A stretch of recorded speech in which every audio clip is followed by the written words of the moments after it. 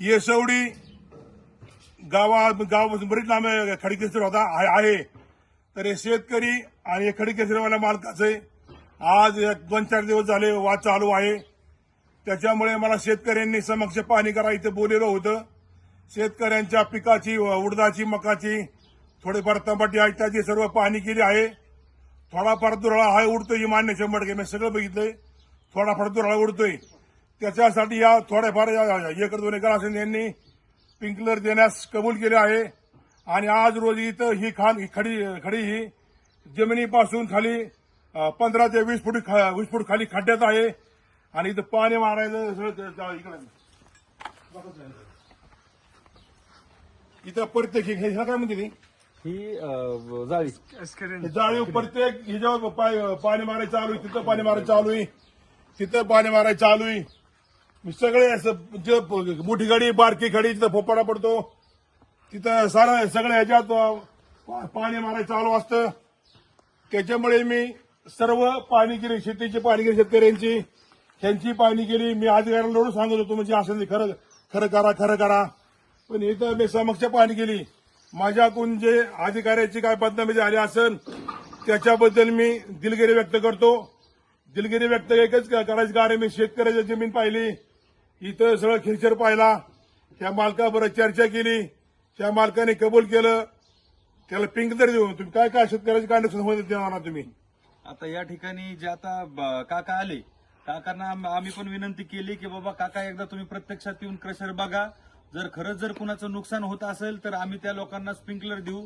आणि सगळ्यात महत्वाचं आमच्या क्रशर मधून अजिबात धूळ उडाली नाही पाहिजेत म्हणून तुम्ही स्वतः काम बघा की पूर्ण काम आता हे ज्या पद्धतीने आपण हे पूर्ण कव्हर केल्यानंतर धुळीचं प्रमाण 90% कमी होणार आहे.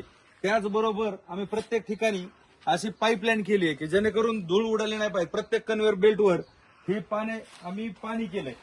पाण्याची सोय केली की जेणेकरून धूळ उडली नाही पाहिजे. काकांनी आम्हाला अगोदर सांगितलं होतं जर कोणाला त्रास झाला तर बाबा त्याचं काय. मी म्हणलं बाबा ऐक तर आता हे पूर्ण केलं 40 वर्ष काम चालू आहे. आणि काम ह्या ठिकाणी चालू आहे. परत आपण प्रत्येक आपलं जेवढं क्रशरचा एरिया आहे त्या प्रत्येक एरियाला पूर्ण 10 एकराला झाडांचं कंपाऊंड केलंय आपण की जेणेकरून बाहेर धूळ उडली नाही पाहिजे. झाडांची आता साधारण 10 ते 20 फुटापर्यंत वाढ झालेली आहे.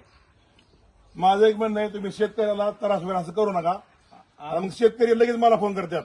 त्याच्यामुळे मी आज 4-5 दिवस झाले मी अधिकाऱ्याला बोलतोय. तुम्हाला नाही फोन केला कधी मी तुमचा आपला काय संबंध नव्हता. तुमचा नंबर माझ्याकडे नाही. पण शेतकऱ्याने मला आज आग्रह केला काका तुम्ही समक्ष पाहणी करा या. ते सगळं बघितलं मी. आता कोणाची चुक आहे काय चुक आहे मी सगळं तसं साहेबाला फोन केला त्या सर्कलला फोन केला तलाट्यांना फोन करतो. इथं पाणी चिखल बघितलं का चिखल आहे सगळं इथं. तिथं चिखल आहे प्रत्येक ठिकाणी तो त्या ठिकाणी पण चिखल आहे. आणि पाणी मारायचं चालू आहे. पाणी मारायचं चालू आहे. कुणालाच त्रास होणार नाही ह्याची आम्ही पूर्ण काळजी घेऊ. आमच्या आम्ही या काही शेतकरी बांधवाला आमच्या शेजारी पाजाऱ्यांना त्रास होणार नाही ह्याची 100% काळजी घेऊ. आता तुम्ही बघू शकता की क्रशर बसवतानाच कुणाला त्रास होऊ नये म्हणून आम्ही जमिनीपासून जवळजवळ 15 फूट खड्ड्यात बसवलं. डगर दिसते पुढे. त्याच्यामुळे माझ्याकडून थोडी चूक झाली असेल. चूक कशी झाली मी तर आधीच समक्षा खडीकेसरीवर पाहणी करायला पाहिजे होती. तेवढीच माझ्याकडून चूक झाली आहे. शेतकऱ्यांनी आंदोलन केलं. बरेच माणसं आली त्यांच्या सर्व ऐकून घेतलं काय नेमकं त्यांनी मला सांगितलं. त्याच्यामुळे मला वाटलं बाबा समक्ष पाहणी रोज मस्त तरी बोलू पाणी करा. तिथं जेवढी माणसं आली तेवढी जमीन नाही असं मला दिसत आहे. या खाल्ला गुन्हा अर्धा-पाऊण किलोमीटर थोडं आहे तांबटी थोडं झालंय त्यांचा फोपडा बसलाय.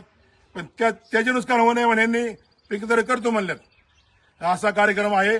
आणि मी परत सांगतो अधिकाऱ्याला मी काय शिवीगाळ केला असेल काय दमदार असेल शेतकऱ्यांच्या फायद्यासाठी ते सुद्धा मी काय जे बोललो असेल ती माघार घेतो असं मी सांगतो. तुम्हाला बोलायचं कोण काय बोलायची काय आम्ही पूर्ण काळजी घेऊ. कोणत्याही आमच्या बांधवांना त्रास होणार नाही याची काळजी घेऊ. शेतकऱ्याची आता हे बसलं म्हणल्यावर काय दुराचा विषयच नाही काय नाही आमच्याकडून.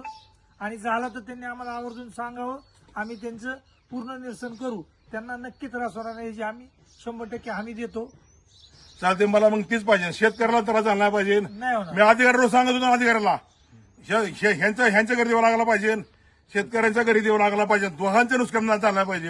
हे तुमचं काय मोठं खेळ नाही, तुमचं 2-4 कोटी रुपये खर्च झाला असेल. सगळं करून सगळं आणि इथं आज किती मजूर बसून आहे तिथं? 25-30 मजूर बसून आहेत, आज बसून आहे. लाईट बिल चालू आहे, सर्वच गोष्टी आम्हाला पण चालू आहेत. त्याच्यामुळे तिथं माझं लाईट बिल चालू आहे, मजूर बसून त्यांचा पगार चालू सगळ्याचा असेल. पगार चालू आहे. आमची पण विनंती की बाबा आम्ही जे बी काय कर्ज आमचं काढून हे केलं केलंय. ते आमचं चालू करत येऊ तुम्ही पण. आता मी 4-5 दिवसापूर्वी तहसील ऑफिस समोर त्या शेतकऱ्यांच्या बसून मी व्हिडिओ काढला होता, बोललो होतो. पण तेवढे माझ्याकडून चूक झाली ते आहेत. त्याच्या आधी मी समक्ष पाहणी करायला पाहिजे होती, तेवढी माझ्याकडून चूक झाली. आता बोललो चूक झाली, आता बोलतोय चूक झाली. आता इथून पुढे कोणतं मॅटर आलं, काय आलं, शेतकऱ्यावर भरोसा न ठेवता आधी सर्व पाहणी केली जाईल आणि नंतरच पुढचा निर्णय घेतला जाईल. माझ्याकडून इतक्या व्हिडिओ काढायचं 15 वर्ष काम करतोय मी, पण एवढे माझी 100% ह्या मॅटरमध्ये माझ्याकडून चूक झालेली. मी आधी ह्यांनी मला सांगितलं नाही, मला तुम्ही फोन करायला पाहिजे होता, तुम्ही मला फोन करायला पाहिजे होता. मला तुम्ही सांगितलं कोणी, मला सांगितलं नाही आमची कोणी. चूक झाली, तुम्हाला काय मग मला तर माहिती तुमचं खडी मंचन कुठे आहे, ह्यांची जमीन कुठे आहे, कड्यांचं झाड आहेत का, इथं काय परिस्थिती मी काय बघितलं इथं. हा असं नाही, असं मला आधीच माहिती आहे पाहिजे होती. त्याच्यामुळे मी परत दिलगिरी व्यक्त करतो. सत्यमेव जयते.